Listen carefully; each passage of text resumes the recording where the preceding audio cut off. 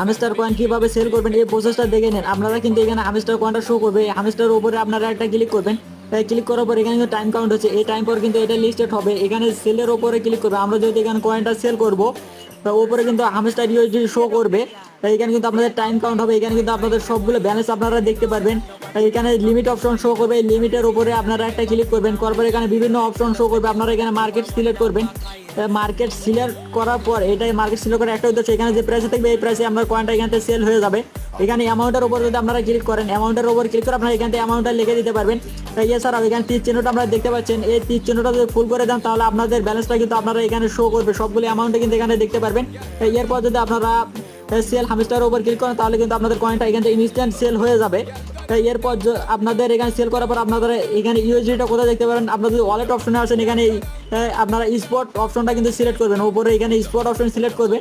এখানে কিন্তু আপনাদের ইউএসডিটা